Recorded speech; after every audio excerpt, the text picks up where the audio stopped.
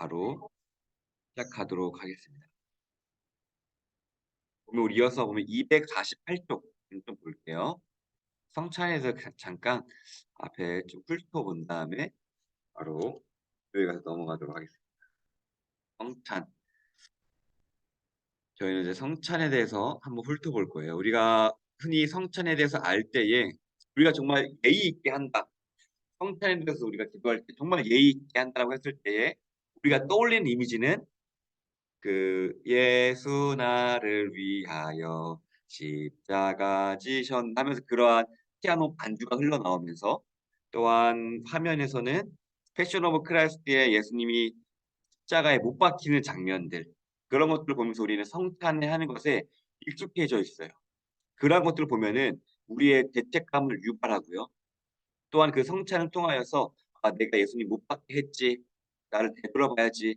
라는 상황 가운데서 우리를 좀 분위기상 약간 경건해지고 내 예수님 못 박은 자고 그리고 그러한 피아노 반주 같은 것들이 우리를 좀 그렇게 몰아가는 느낌이 있는 것 같아요.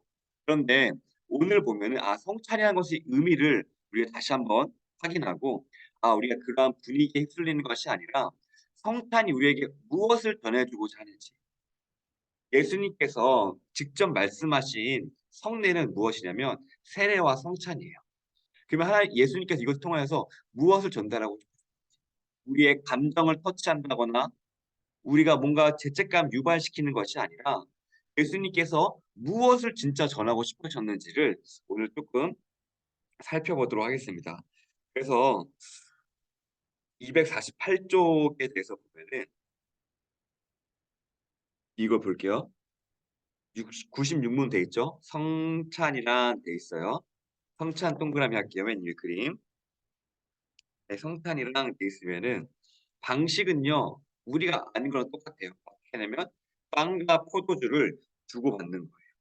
왜 어떻게 주고받냐라고 했을 때에 우리가 그냥 교회에서 나눠주기 편한 대로 하는 것이 아니라 누가 정하신 대로 그리스도께서 정하신 대로 우리가 하는 거예요. 즉 성찬의 목적은 무엇이냐면요. 예수님께서 하라는 대로 하는 것이 성찬의 가장 잘하는 성찬이에요. 아 성찬을 정말 잘하는 성찬이란 무엇이냐면은 내가 감동을 만들어내고 성도들의 눈물을 자아내고 내가 뭔가 한 것 같은 느낌 그러한 것들을 자아내는 것이 아니라 정말 잘하는 성찬이 무엇이냐면 그리스도께서 정하신 대로 하는 게 가장 잘하는 성찬이다. 그것을 알아야 되고요. 그러면은 그 의미가 무엇이냐면요. 그의 죽으심을 나타내는 거예요. 예수님의 죽으심을 나타내는 거고 그럼 그 결과는 무엇이냐면요. 옆에 보이시죠? 결과. 성찬에 합당하게 참여하는 자는 믿음으로 뭐가 되면 그의 몸과 피에 동참하가 되가 하는 자가 되어 그리스도의 모든 유익을 함께 받음. 영적 양식이 되고 은혜 안에 살아감. 이게 무슨 뜻이냐면은 예수님께서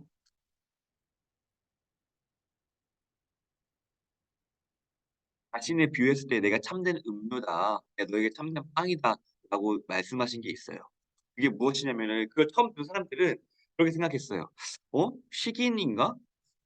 모르는 사람들은 그 당시에 로마 시민들은 그 얘기를 듣고 '어 그리스도인들은 식인을 하는 사람들인가? 왜 예수를 참된 음료라 그러고 왜 예수를 참된 빵이라고 하지?'라고 했는데 이것이 예수님의 죽으심이 의미하는 것이 무엇이냐면은 우리가 예수님의 몸과 피에 동참하는 자가 되어서 그의 모든 유익을 함께 받는다는 뜻으로 이게 쪼끔 어려운 말이지만 이렇게 생각하면 될 것 같아요.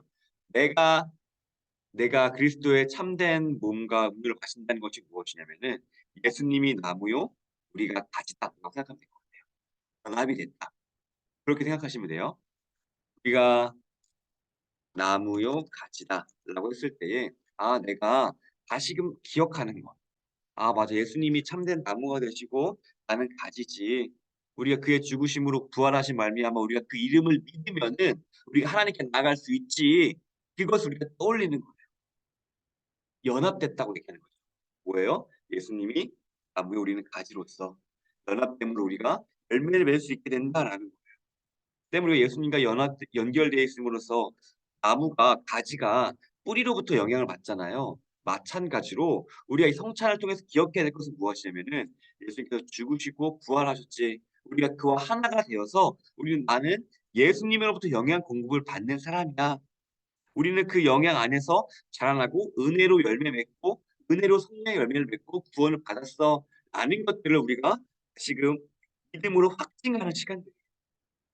이걸 우리가 기억해야 돼요. 아, 이 성찬은 무조건 나의 죄책감만 그런 분위기에서 '하나님 내가 잘 살게요.'라고 하는 것이 아니라 근원적인 거. '내가 누구냐? 아, 나를 위해서 예수님이 죽으셨지. 나는 그 죽으심에 부활하시고 내가 연합이 되었지. 나는 그의 자녀가 되었으므로 나는 예수님을 통하여서 나는 성령의 열매를 맺을 수 있는 자지.'라는 그것을 우리가 깨닫는, 아, 그래서 예수님이 가장 좋은 비유 들으셨잖아요. "나는 포도나무 너희는 가지라." 그거예요. 아, 우리는 성찬을 대할 때마다 그의 피와 그의 살을 먹을 때마다 뭘 기억해야 되냐면 '아, 내가 예수님과 연합됐구나.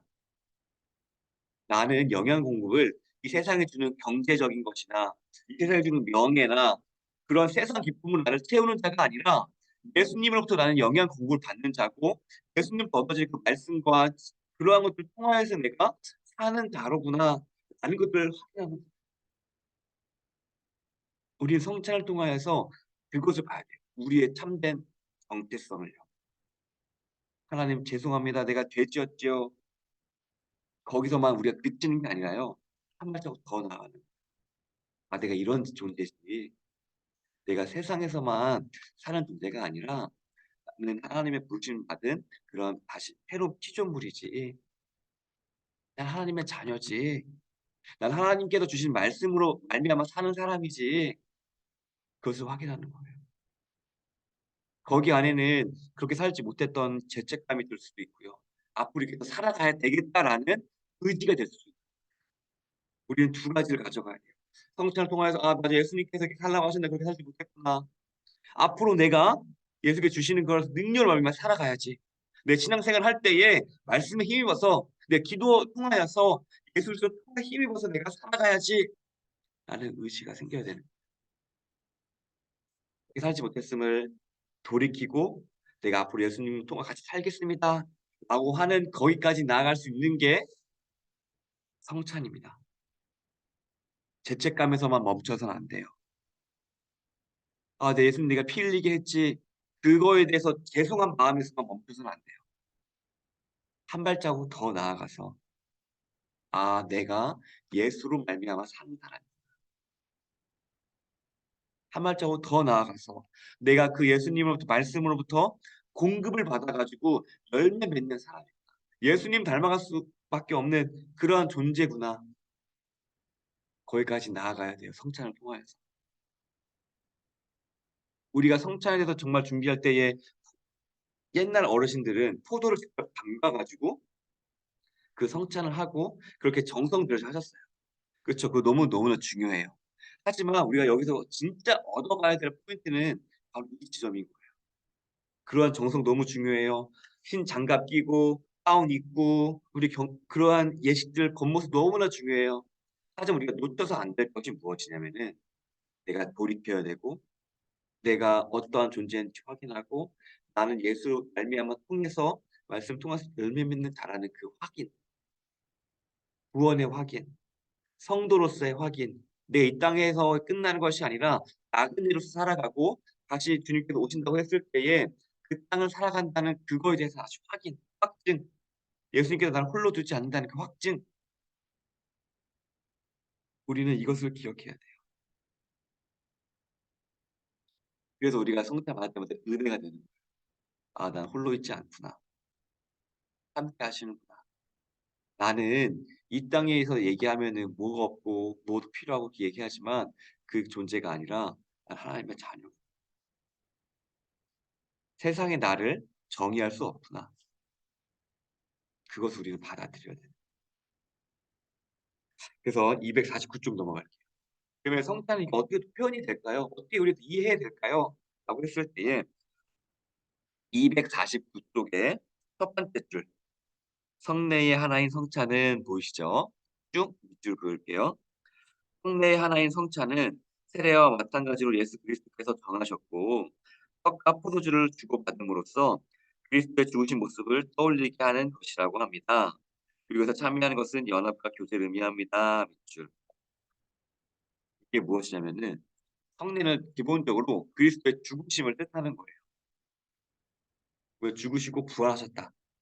그것을 뜻하는 거예요. 그래서 네, 그 의미를 우리가 알기 위해서 성찬하면은 그냥 우리가 요즘에는 카스테라 먹는 거 그리고 그 안에 있는 먹는 거 그런 식으로 우리가 이제 그 겉에 들어가는 것을 표현했는 그렇게만 알고 있는데 우리가 그 나눠진 것들을 통하여서 뭘 알아야 되냐면은 '아 나눠진 것이 의미한 것이 그리스도의 찢겨진 몸이구나. 흘리신 피구나. 그가 죽으심으로 말미암아 나의 죄가 사해진 거구나.'라는 것을 우리가 알아야 되거든요. 때문에 그렇게 찢겨진 것으로 표현을 했어요. 그래서 옛날 사람들은 어떻게 했냐면은 그 빵이 원래 한 덩이였어요. 한 덩이를 들고 직접 찢어 가지고 하나씩 줬다 그래요. 왜 그렇게 했냐? 의미가 무엇이냐면 그 당시에는 성도 수도 적었고 이게 빵을 찢음으로써 그리스도가 너를 위해서 찢겼다라는 것을 보여주기 위해서 눈으로 직접적으로. 그래서 옛날에는 빵을 찢어서 줬다고 합니다. 그리고 오늘날에는 그 찢어서 주기에는 미상 상태와 그런 것도 있기 때문에. 그리고 옛날에는 어떻게 했냐면 큰 잔에다가 그렇게 한 명씩 마시고 그 끝 잔을 마시고 그랬대요. 왜냐면은 그리스도의 피가 흘린 것을 우리가 동일하게 받았다. 그것을 강조하기 위해서. 하지만 요즘에는 위생 상태 때문에 빵을 먹으니까 그 큰 잔에 포도주에다가 막 빵가루 떠 있으면 뭔가 좀 그렇잖아요. 그렇기 때문에 그렇게는 못하게 되는 거예요. 아 먹고 했는데 마셔야 되는데 좀 찝찝하잖아요. 그런 것들 때문에 그게 안 되고 오늘날에는 이미 찢어진 상태죠. 왜냐면 손 댔는데 또 찢어서 먹기 좀 그러니까. 오늘날에는 그렇게 돼 있다라는 것을 우리가 알면 좋을 것 같아요. '아 이게 빵이 그래서 찢겨진 몸이구나. 잔은 그래서 피 흘리신 그 피구나.' 그것을 우리가 기억하면 좋을 것 같아요. 하지만 오늘날에는 위생 상태 때문에 다 잘라져서 나오고 분잔돼서 나온다라는 것을 우리가 기억하면 좋을 것 같습니다. 그리고 두 번째 단락의 두 번째 줄 볼게요. 두 번째 단락 두 번째 줄 그리스도와의 연합 보시죠. 그리스도와의 연합과 교제를 더욱 확실히 해 주는 것이 성찬의 목적입니다. 뭐냐면은 그리스도 연합의 교제를 더 확실하게 해 주는 거. 뭐예요? 나를 위해 죽으셨고 내가 그것을 피와 몸을 먹음으로써 하나가 되고 연합이 되었고 내가 거기 안에서 이제 내가 그리스도와 통하여서 내가 영양분 공급을 받아서 '내가 예수님도 닮아가야지.'라는 것들을 확인하는 게 이 성찬의 목적이라 이게 중요합니다. 그의 피와 그의 떡을 먹고 몸을 먹고 우리가 하나가 되는 거. 그의 말씀을 먹고 말씀을 통해서 교제를 하고 그 말씀을 의지해서 내가 바뀌어 나가는 거. 이게 성찬의 목적이에요. 때문에 성찬의 목적은 내가 눈물 흘리는 것이 아닙니다. 성찬의 목적은 내가 죄책감 갖는 게 아니에요. 성찬의 목적은 내가 예수님한테 미안해하는 그런 시간이 아니에요.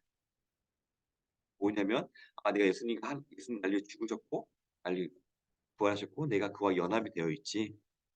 예수님은 나무요 우리는 가지지.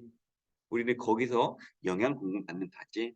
앞으로 때문에 우리가 열매 맺기 위해서는 우리가 세상에서 잘 나가야 되는 것이 아니라 세상 죄를 구하는 것이 아니라 우리가 열매 맺으려면은 하나님에 대해서도 구하고 믿음을 통하여서 공급받아야 되는 자지.'라는 것을 확인하는 게 이 성찬의 목적이라는 알아야 합니다 우리는. '아 성찬의 목적이 이거구나. 죄책감 갖는 게 목적이 아니구나. 미안해하는 게 목적이 아니 결국에는 예수님 닮아가는 게 목적이고 나의 내가 어떤 사람인지 확인하고.'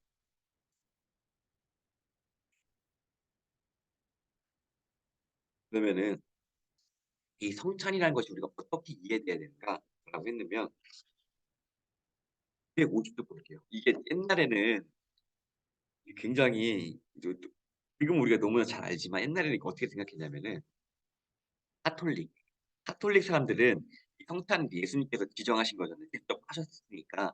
어떻게 생각하냐면은 실제로 그 빵과 포도주가 예수님의 피고 예수님의 살이야라고 얘기를 했어요. 진짜로 이게 카톨릭에서는.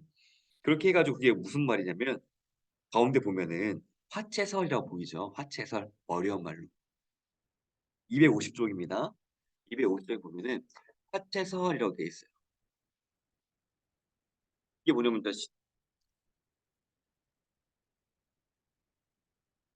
이게 뭐냐면 진짜 아니 이게 진짜 몸이 뭔가 피가 된다는 거예요. 이 빵과 피가 포도주가. 근데 이것은 아닌 것이고요. 그리고 공대설이라는 게 있어요. 이것은 뭐냐면 빵과 포도주에 이게 빵이잖아요. 여기 그리스도가 함께 계신다는 거예요. 그렇지도 않아요. 또 기념설은 뭐냐면 이걸 아무것도 아무런 의미가 없는 것이고 그냥 예수님을 기억하는 거야. 그런 거예요. 아니 그것도 아니에요. 그건 뭐냐? 우리가 믿는 건 뭐냐면 영적 임재설이라고 합니다. 그것이 무엇이면 그 성령님께서 우리 가운데 임해 주셔서 이것이 우리 안에 깨달음께 해 주시고 우리의 연합을 더하게 하신다라는 우리는 영적 임재. 빵이 되지 않습니다, 예수님은.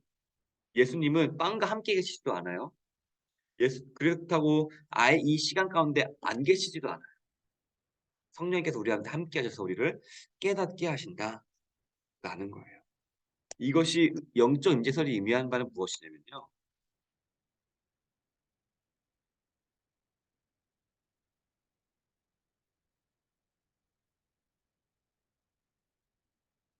떡과 포도주에는 능력이 없다.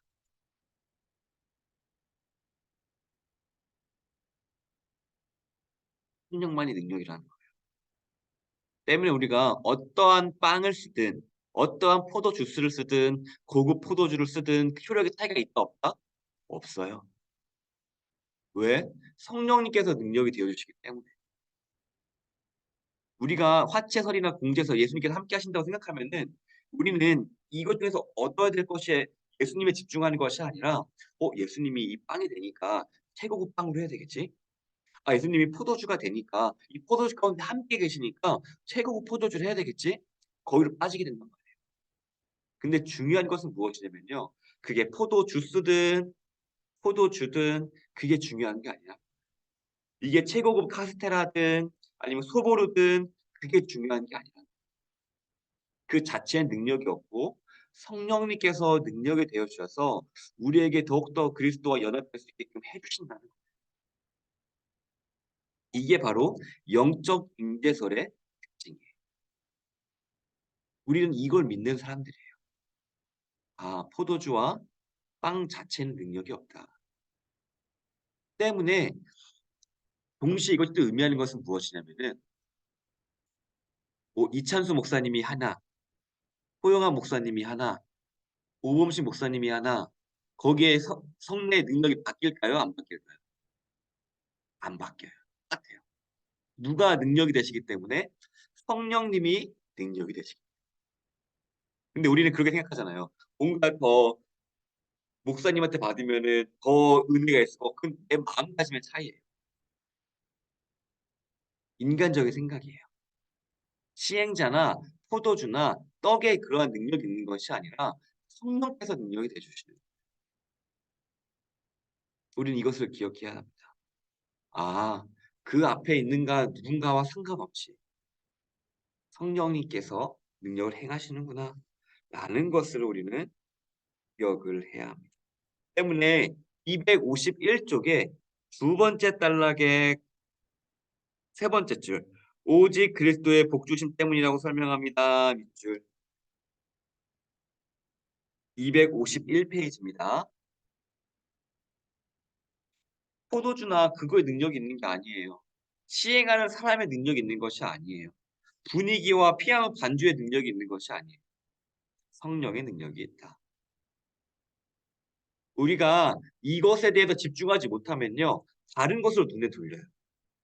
피아노에 더 슬픈 음악, 오르간이 더해져 가지고 뭔가 감정을 자아내고 또한 좀 더 분위기를 어둡게 하고 앞에 십자가에 막 피를 상징하는 것들 보통 스태츄 같은 거 올려 놓고 우리가 이 의미를 기억하지 못하면요. 외부적인 것으로 눈을 돌리게 돼요.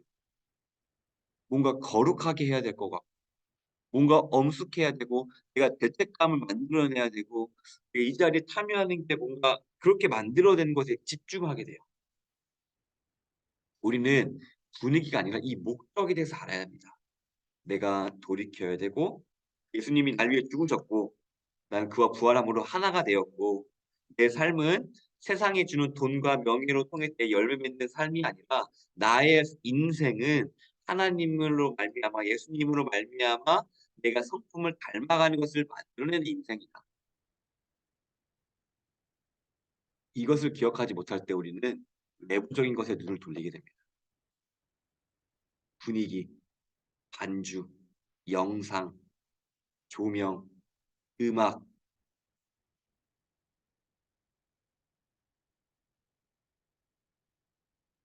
기억해야 됩니다. 성령의 능력이 되시고요. 성찬을 통해서 우리는 그리스도와 연합, 봐봐 우리가 하나가 되었지. 교제, 예수님과 우리가 알아가면 내가 예수님 닮아가는 열매를 맺어야지. 이거예요. 성찬을 통해서 우리는 그것을 예수님께 또 한 발자국 나아가는 기억하는 거예요. '아 맞다. 예수님 나한테 이런 약속해 주셨지.' 이걸 기억하고 나아가는 거예요. '예수님 나를 위해 죽으셨고 부활하셨지. 맞아. 난 그 하나 된 자지. 나 혼자가 아니었지.' 떠올리는 거예요. 내가 굉장히 어려움을 겪었어요. '아 맞아. 나 교회에서도 뭔가 따돌림을 당하는 것 같고 교회에서도 뭔가 소근소근 되는 것 같고 너무 힘들어요. 아 맞다. 근데 하나님 나와 함께 하셨지. 나를 위해 죽으셨고 부활하시고 이렇게 인도하시지. 내가 혼자가 아니지. 날 고와 같이 내버려 두지 아니하셨지. 이런 나를 위해 죽으셨지. 이런 나를 위하여 하나가 되시고 이런 나를 통해서 열매 맺는다고 하시게 하셨지.' 라면서 기다리면서 기억하면서 자존감도 세울 수 있고 '이런 나를 위해 죽으셨지.' 그 사랑을 기억함으로써 힘을 얻을 수가 있는 거예요. 우리 그 예수님의 사랑을 그 눈에 보이는 거, 찢어지는 빵, 그리고 나누어지는 잔, 피 흘림 그걸 통해 그 사랑을 또한 기억합니다. 우리는 혼자가 아닙니다. 우리는 값어치 없는 사람들이 아닙니다. 예수님께서 우리를 위해서 찢기셨고 피 흘리셨습니다. 그리고 부활하사 우리와 하나가 되셨습니다. 그건 우리는 망하지 않는 인생이고요. 누구도 우리를 감히 업신여길 수 없는 인생이라. 왜? 예수님이 값을 치렀는데. 우리는 예수님이 목숨값을 치렀는데 누가 감히 업신여길 수 있을까? 그리고 우리는 이 세상의 것으로 간증하자. 간증 집회 가면요. 내가 열심히 기도했더니 자녀들 유학 보내주셨고요. 내가 열심히 살았더니 아파트가 생겼고요. 우리를 채워야 되는 열매는요. 물질을 자랑하는 게 아니라요. 내가 이러한 상황에서도 하나님을 사랑하고 용서를 행했습니다. 이러한 것들이 자랑이 돼야 돼요. 이게 그리스도와의 연합이고 교제예요. 나는 절대로 내 남편을 용서할 수 없었습니다. 그러나 그리스도의 은혜로 말미암아 그에게 사랑을 베풀었고 그가 주님께로 돌아가고 지금은 잘 지내게 되었습니다.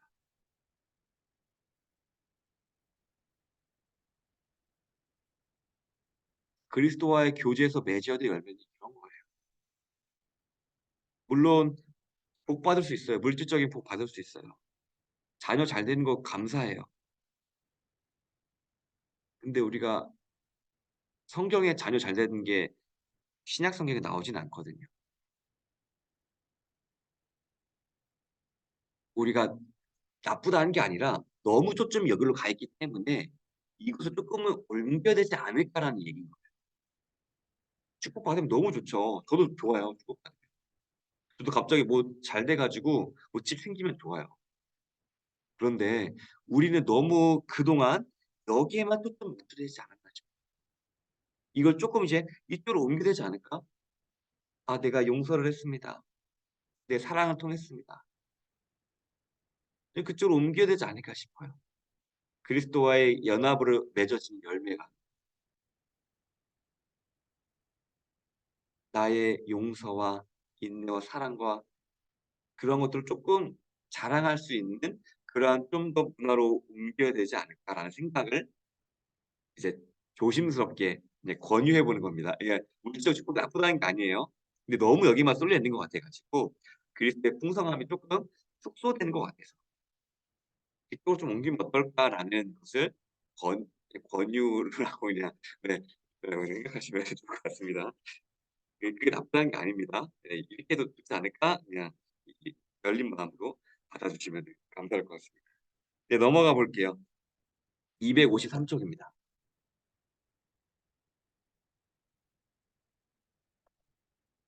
첫 번째 줄 밑줄 그어 볼게요. 성찬은 줄 253 쪽이에요. 성찬은 무엇보다도 주의 몸을 찢기셨다는 것을 보여주는 것입니다. 그 성 일지 그리스도 나아주신 공부가 되었던 것들을 종합적으로 떠올리게 하는 것이 바로 성찬입니다. 우리 그리스도의 낮아지심 작년이라기보다 작년이란다. 지금 함께 배웠습니다. 낮아지심 뭐가 있었죠? 이 땅에 태어나셨습니다. 인간의 육신의 윤굴이 있고 그리고 온갖 고난과 고초를 당하셨습니다. 또한 그런 것들을 통하여서 우리의 죄를 담당하셨습니다. 그리고 부활하셔서 높아지셨습니다. 이렇게 간단하게 얘기하면 이런 것들이었어요. 그런 것들 그리고 낮아지심을 나타내는 게 성찬, 찢기는 것, 상징적으로 찢어진 것을 기억해야 됩니다. 우리는 이미 다 나눠져 있지만 요즘에는 이제 편의를 위해서 하지만 기억해야 될 것은 이것을 보면서 '아 그리스도의 찢긴 몸, 날 위해서 찢긴 몸, 나의 죄를 위하여서 찢긴 몸.' 이것을 우리는 떠올려야 돼요. 딱 그거 봤을 때 '어 이거' 옛날에 좀 좋았을 것 같기도 해요. 추가 적었으니까 초대교 때 찢어 가지고 하나씩 주는 거. 한 잔 분 잔 하는 거. 근데 요즘에는 오늘날에는 약간 이제 아까 말씀드렸듯이 위생 때문에 좀 그렇게 바뀌었다는 거. 이게 오늘날로 비판하자고 이 이야기를 말씀드리는 게 아닙니다. 왜냐면은 위생 중요하잖아요. 코로나 다 걸리면 어떡해요.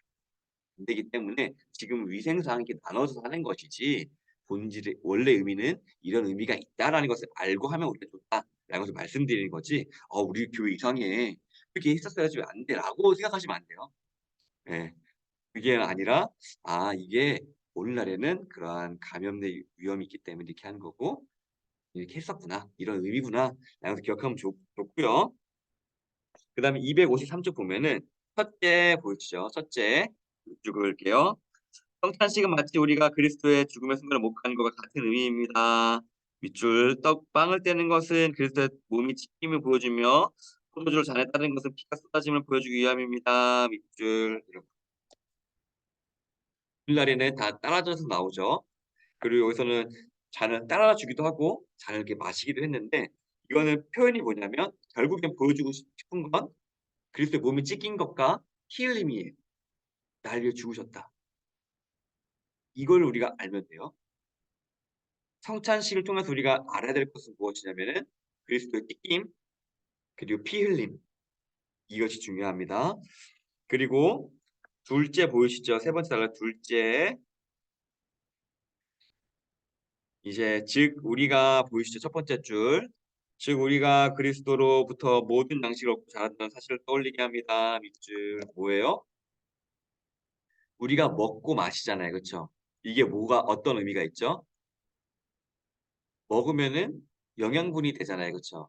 마찬가지로 우리가 이것을 통해서 그리스도는 가지 우리는 나무 우리는 가지다 연결돼 있다. 그리스도를 통해서 영양분을 공급받는다라는 것을 우리가 알아야 된다는 거예요. 내가 자라기 위해서는 세상의 것을 구하는 것이 아니라 그리스도로부터 말씀을 구하고 또 하나님께서 얻어지는 그런 것들을 우리가 구해야 되는 겁니다.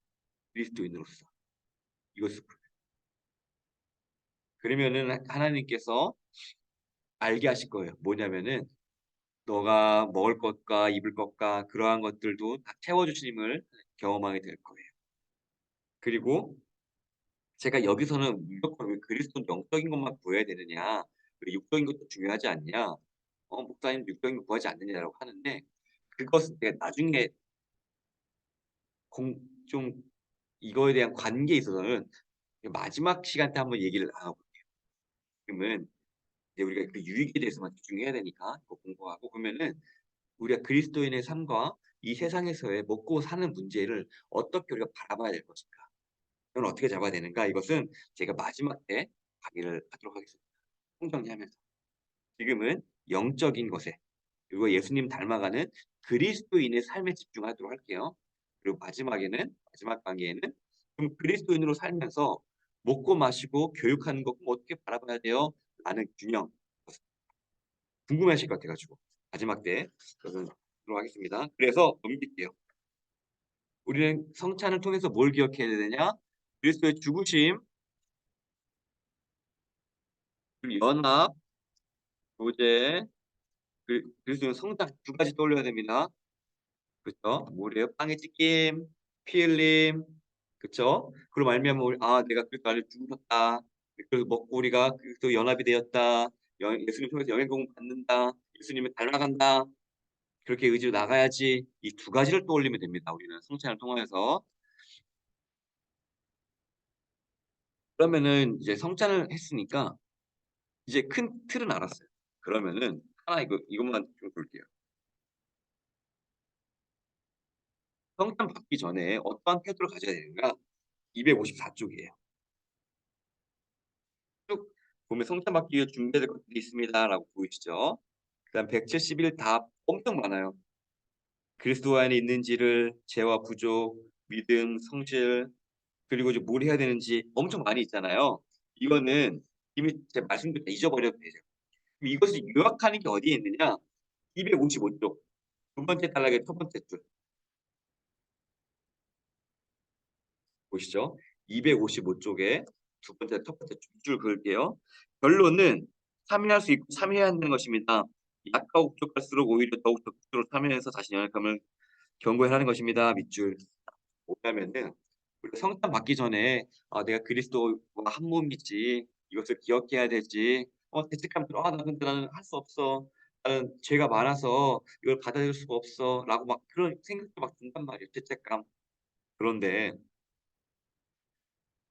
우리는 누구의 이름으로 나가는 사람들이에요? 누구의 공로로 나가죠? 찬양할 때 누구의 이름으로 누구의 피의 능력으로 하나님께 나아가죠? 예수의. 그쵸?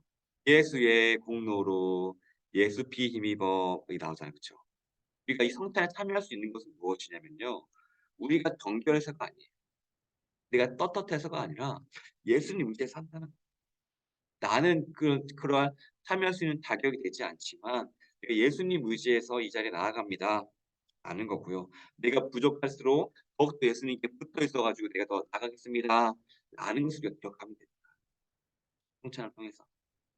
준비한 태도는 주님께 그렇게 기억하면은 좋을 것 같습니다. 네 그래서 보면 258쪽 볼게요. 258쪽.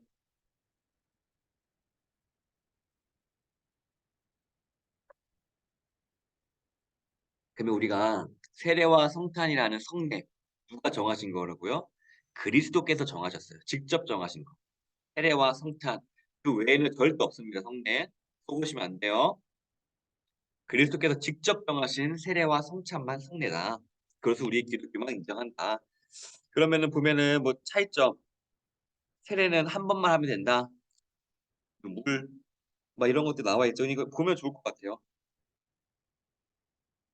그래서 이거를 보면은 결국 이런 것들이 있다. 차이점. 그냥 훑어보시면 됩니다. 이거 기억할 필요 없으세요. 그래도 이게 세례는 몇 번만 한다? 한 번만 한다. 이것만 기억하면 돼요. 한 번만 거듭나면 됩니다 우리는. 두 번 거듭날 필요가 없어요. 근데 막 부흥 강사님이 얘기한단 말이에요. 죄인인 사람 손 들어 보세요. 그리고 또 구원받은 사람 하면은 의인이라고 하면은 자신은 교만하다 그러고 죄인이라 그러면은 의인인데 왜 이렇게 자꾸 죄책감 안에 살려고 하고 막 부흥 강사님 막 그랬단 말이에요. 근데 우리는 죄인이면서도 의롭다 칭함받은 하나님의 자녀입니다. 음. 그렇기 때문에 세례는 한 번만 받으면 돼요. 그렇게 우리가 그러한 것들에 분명히 알면 됩니다. 네 넘어가도록 하겠습니다. 이제 기도의 배우 기도, 기도.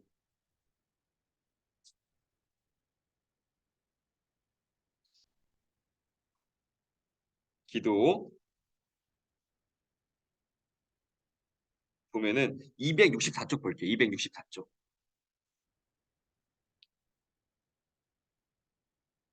네, 드디어 기도에 왔습니다. 기도.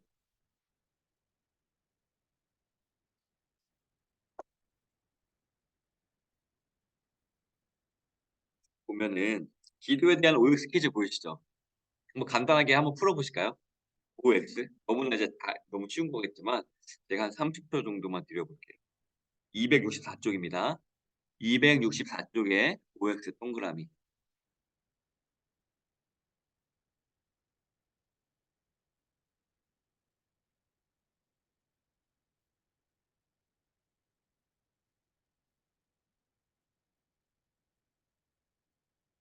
네, 다 하셨나요? 10초만 더 드리도록 하겠습니다. 기도의 OX. 3번이 좀 그럴싸하네요. 하나님은 우리의 필요를 다 알지만 기도하기를 기다렸다가 들어주신다. 맞아. 그런 것 같기도 하고. 기도의 목적은 응답받는 것이다. 왜냐면 기도하라고 하셨으니까 뭐 그런 걸 수도 있을 것 같고. 하여튼 기도에 대한 생각들이 있습니다. 그쵸? 근데 바로 이제 넘어가겠습니다. 시간이 없기 때문에. 정답은 뭐냐면요. 밑에 써져 있어요. 모두 다 X래요. X. 그러면은 빌립보서 4장 6절부터 7절 이렇게 나와 있는 거 보이시죠? 아무것도 염려하지 말고 다만 모든 일에 기도와 간구로 너희 구할 것을 감사함으로 하나님께 아뢰라. 그러면은 주시리라. 아니면 그러면은 응답해 주시리라. 라고 하는 게 아니라 뭐라고 돼 있죠? 모든 지각에 뛰어난 하나님의 평강이 그리스도 예수 안에서 너희 마음과 생각을 지키시리라. 생각과 마음을 지켜주신다.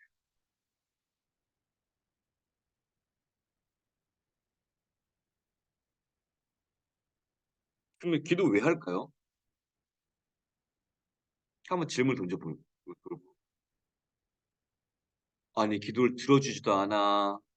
지금 우리 다음 주에 수능 기도회 하는데 들어주시지도 않아. 생각과 마음만 지켜준다 그래. 기도를 왜 할까요, 우리는? 질문이 들 수도 있고 아니면은 여러분들 이미 답을 가지고 계실 수도 있어요. 그러면은 265쪽 볼게요. 265쪽 넘어가 볼게요. 첫 번째 줄 이게 있습니다. 기도에서 가장 중요한 것은 보이시죠?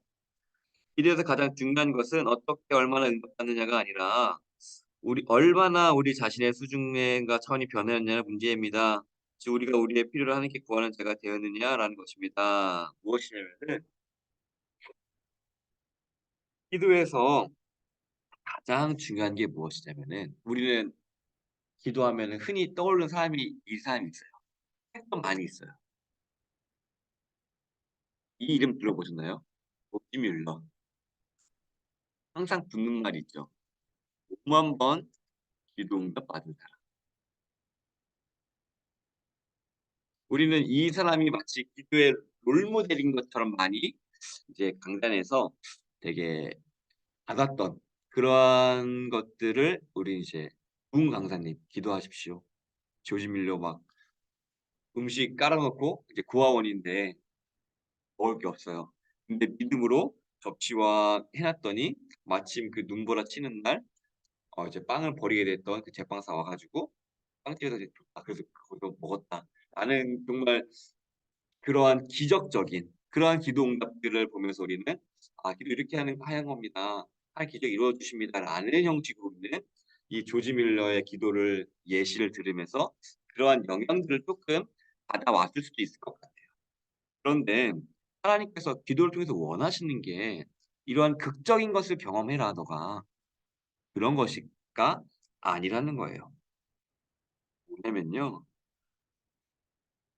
기도 아까 제가 말씀드렸죠. 기도 내용이 우리의 신앙이에요. 우리가 하나님보다 얼마큼 잘한다.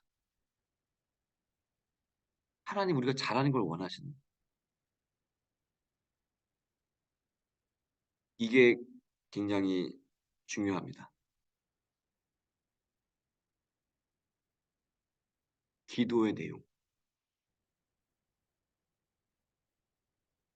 처음에 "이거 주세요. 이거 해 주세요. 이거 주세요. 이거 해 주세요." 근데 성숙할수록 감사, 인내, 용서, 오래 참음, 일대, 원수를 사랑함,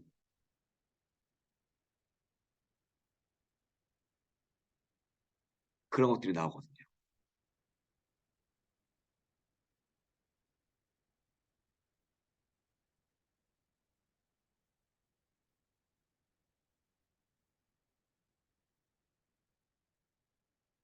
결국 그럼 우리의 신앙을 어떻게 평가해요?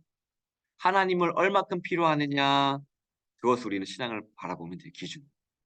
"아 알겠어요 목사님. 기도 내용이 우리의 신앙이라는 거죠?" 그래요. 그러면은 우리의 신앙을 어떻게 어떠한 기준으로 바라보면 돼요? "하나님 얼마나 필요하십니까?"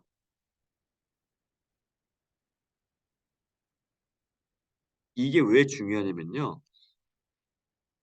제가 이제 즐겨 듣는 이제 설교 중에 박영선 목사님이라고 계세요, 남포교회. 나중에 기회가 되시면은 설교 한번 들어보시면 좋을 것 같아요. 이제 제가 많이 참고하고 많이 담고 싶은 설교학적으로는 그렇게 하는 그 목사님인데 그 목사님이 이러한 비유를 들었어요. "여러분 기도할 때 어떻게 하시나요?" 이렇게 질문을 던지시더라고요.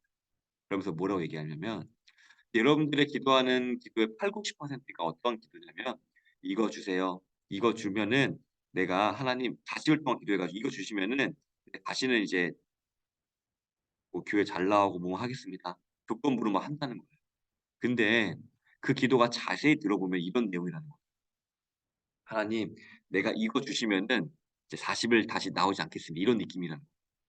무슨 말인지 좀 제가 설명이 좀 잘 안 됐는데 하나님 다시 또 기도해요. "하나님 이거 100억만 해결해 주시면은 이거 진짜 이 사실 잘 살겠습니다. 하나님 내가 이 100억 문제만 이 문제만 딱 이 문제만 넘어가게 되면은 정말 잘하겠습니다." 근데 그런 사람들이 그 문제만 해결하면은 그 기도의 자리에 나오냐는 거예요. 안 나오죠. 결국 이 기도의 내용이 뭐냐면 "하나님 이것만 해결하면 다시 이 자리에 안 나와도 돼요. 귀찮게 안 할게요." 이거예요 결국에. "하나님 이 문제만 넘어가게 되면은 나 다시 하나님 귀찮게 안 하고 다시 이 자리에 안 나와도 돼요." 근데 그 기도가 올바른 기도인가요? 하나님을 필요로 하나요, 그 신앙이? 아니라는 거예요.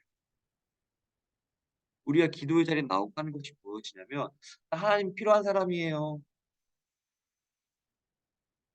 우리의 약함을 알고 하나님의 강함을 아는 그런 것을 확인하는 게 우리 기도예요. 근데 많은 사람들이 이러한 기도의 내용을 헷갈려 한다라는 거죠. "이것만 해결해 주시면 돼요, 주님. 이것만 해결해 주시면 내가 하나님 땡큐입니다. 만사가 잘 될 것 같아요." 근데 그거 해결하면 다시 기도의 자리에 안 나온다는 거예요. 이것만 결국 그 많은 사람들이 기도하는 게 '아 이것만 해결해 주면 내가 주님 귀찮게 안 하고 다시 기도 자리에 안 나오겠습니다.' 이런 거예요. 실상은 하나님이 필요하지 않는 거예요. 이 문제만 해결하면은 그게 필요한 거예요, 하나님보다. 많은 그리스도인들이 이런 것들에 빠져 있어요. 하나님 이것만 해결하면은 내가 잘 될 것 같아요. 하나님보다 이게 더 해결이 중요한 거예요. 그게 올바른 신앙이라고 볼 수 있을까요? 우리의 기도는요. 이게 나와 있잖아요. 하나님께 구하는 사람이 돼야 돼요. 하나님이 필요한 사람입니다 저는. 이게 우리의 신앙의 모습이거든요. 때문에 265쪽 마지막 단락 볼게요. 올바른 기도 응답이란 보이시죠? 그 마지막 있는 단락 쭉 밑줄 그을게요. 올바른 기도 응답이란 우리가 바라는 것이 이루어지는 것이 아닙니다. 우리에게 바라시는 뜻이 무엇인지 우리가 알게 되는 것이 기도 응답입니다. 밑줄. 우리가 하나님의 뜻이야말로 우리에게 가장 좋은 유익이고 최선의 결과이며 우리가 수고할 바이고 진정 행복이기 때문입니다.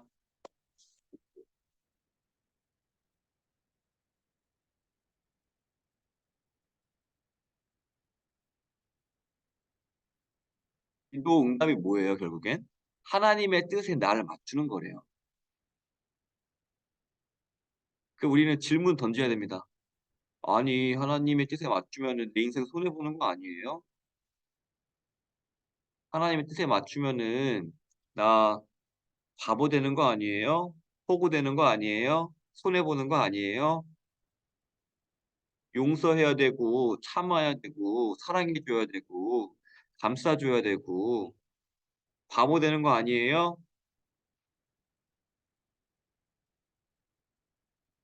우리의 생각이에요. 그런데 하나님이 어떤 분이죠? 한번 생각해봐요. 하나님이 누구시죠? 처음으로 뭘 시작하신 분이죠? 하나님은요, 천지창조하신 분이고요. 만드신 분이에요. 그리고 그 처음과 끝을 아시는 분이에요. 우리가 만들어진 걸 알기 때문에 우리가 진짜 무엇을 원하고 우리의 행복이 어디에 있는지 아시는 분이에요. 하나님이. 그쵸? 만드셨으니까 우리를. 만든 사람이 잘 알까요? 옆에 본 사람이 잘 알까요? 만든 사람이 알아요. 근데 하나님 또 어떠한 성품이죠? 하나님이 사랑의 하나님.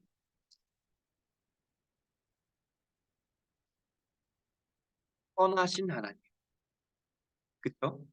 그런 하나님이 우리에게 알려주시는 거예요. 우리에게 요구하시 우리가 선하신 하나님, 사랑의 하나님이 우리가 어떻게 행복하면 행복할지 아시는 하나님이 우리를 망하는 길로 이끌까요? 선한 길로 이끄실까요? 선한 길이요. 어떠한 전문가가 얘기하는 것보다 가장 행복한 길이요.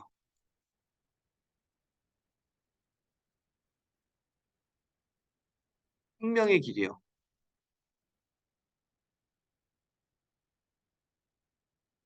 하나님 우리 이걸 주신다. 우리를 기도를 통해서 이 길을 믿고 순종하는 거예요. 그러면 이 꼴을 하나님께서 우리에게 주신 행복과 생명과 선한 길과 이 세상이 줄 수 없는 모든 것들이 우리에게 주어진다. 근데 성경은 얘기해요. 헬라인이나 유대인이 그게 미련해 보인대요, 십자가에. 어리석어 보인대요. 하나님께 순종하는 길이. 근데 하나님을 믿는 자들에게는 능력이 십자가에 더. 우리가 하나님의 뜻대로 살아가는 게 세상 사람들이 보면 미련해 보여요. 이 속을 챙겨야지. 세상 사람들이 볼 때 '아니 근데 이거 투자할 시간에 이거 해야지 왜 이렇게 바보같이 굴어? 왜 몸값을 낮추고 있어?' 세상이 얘기를 해요. 근데 하나님은요. "너 이렇게 살아가는 게 진짜 너의 참된 행복의 길 생명의 길이야." 이게 말씀하 기도에 갈림길이 생기겠죠. 내가 세상의 말을 듣고 가느냐 하나님께서 뜻에 분별해서 그 어리석어 보이는 길을 가느냐. 그 결과는 이미 정해지잖아요. 이미 우리는 알고 있죠. 머리로는. 하나님의 길을 가야지. 하지만 우리의 마음은 세상의 길로 많이 향해져 있긴 하죠. 바보 같아 보이니까. 당장에 내가 손해 보는 것 같으니까. 근데 기도의 응답이라는 거는요. 선택하는 하나님. 대표적으로 구약에 보면은 모세 있잖아요, 모세. 하나 찾아오셨잖아요, 하나님께. 모세야 80살 돼 가지고 왕자도 아닌데 양치기했던 현실을 선택했을 때는 하나님 왜 나한테 바로 왕에 가라고 하십니까? 오라고 하실 거면 좀 일찍 오셔 가지고 내 능력 있을 때 하시지. 지금 아무것도 아닙니다, 저. 하나님이 가라.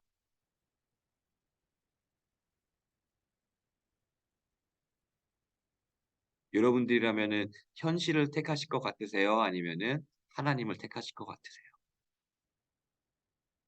아브라함도 있죠. "한 내가 이미 다 끊겼습니다. 내 안에는 생리가 끊겼습니다. 현실을 택하실 것 같으세요? 하나님을 택하실 것 같으세요? 오늘날도 우리에게 동일할 겁니다. 현실은요, 손해 보지 말라 그래요. 당장에 내 통장의 잔고가 달라지고요. 당장에 자녀가 먹는 것이 바뀌어요. 당장에 자녀가 해줄 수 있는 것이 차이가 나요. 당장에 내 감정의 차이가 나요. 속 시원하냐 속 시원하냐 아니에요. 그런데 하나님은요. 선택하라고 사랑과 용서와 인내와 절제와 사랑의 깃들을 속이지 말라고 하시고 정직하게 살라 하시고 우리는 이미 모세에게만 아브라함에게만 기드온에게만 막 그러한 선택의 믿음의 선택이 있는 거라고 생각을 해요. 하지만 오늘날 우리가 살아갈 때도요. 경제의 문제에 있어서나 우리 늘 선택의 기로에 서요. 현실을 택할 것이냐 하나님을 말씀을 택할 것. 기도가 말씀을 택할 수 있도록 우리에게 힘을 줘요.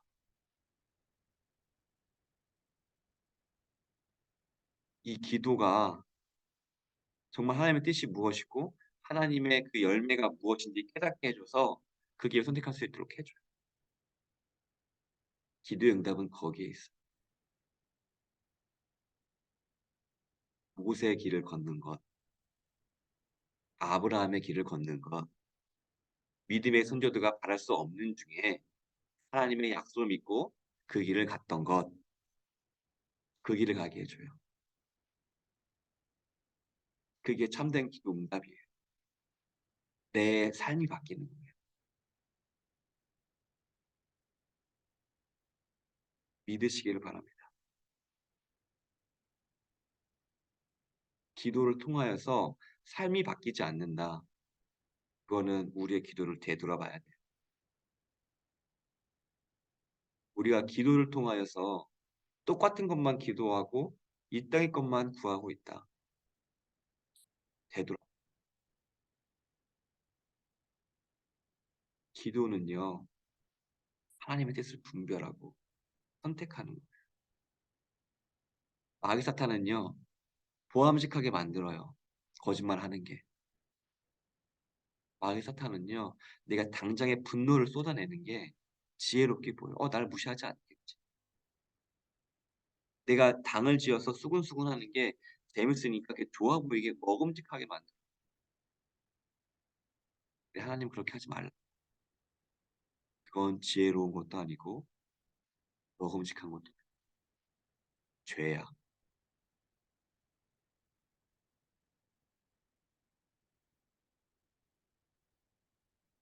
기도는 그걸 분별하게 해주고 하나님을 닮아가게 해주고 우리가 아브라함의 길을 아브라함처럼 살라는 게 아니라 아브라함이 걸었던 믿음의 길이에요. 모세가 걸었던 그 믿음의 길이에요. 믿음의 선진들이 살던 그 믿음의 길을 걷게 해줘요. 그게 나의 신앙 고백이에요. 그래서 이러한 고백들을 많이 나오잖아요. 그리 아니하실지라도 내가 주님을 찬양하고 그 길을 가겠습니다. 무화과 나뭇잎이 없고 내가 창고가 비어 있을지라도 여호와로 말미암아 즐거워하겠습니다. 이러한 신앙 고백들 기도잖아요. 기도. 우리도 그 열매를 맺었으면 좋겠어요. 때문에 이번 주는 제가 여러분들께 한 가지 숙제를 조금 내어드리고 싶습니다.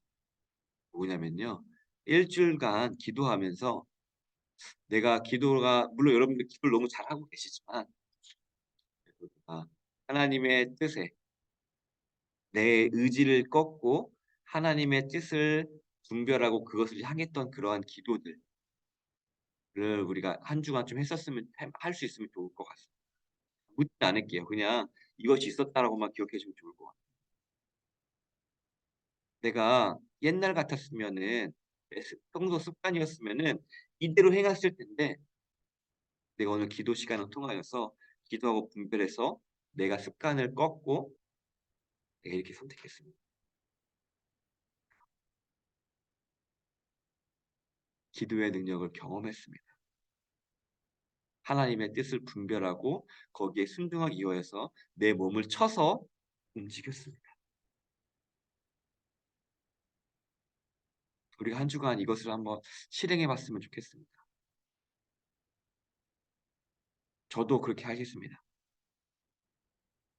우리의 간증이 하나 생겼으면 좋겠습니다.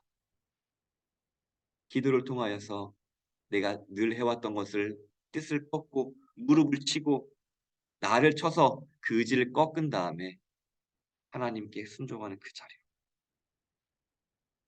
한 주간 그렇게 살아봤으면 좋겠습니다. 우리가 그렇게 살아갔을 때에 우리의 기도가 비로소 탐된 능력을 발할 것이고 우리가 그렇게 살았을 때에 우리의 기도가 올바른 기도가 되고 있고 나의 신앙이 자라고 있고 그리스도와 연합으로서 내가 열매 맺는 삶을 살아가는 게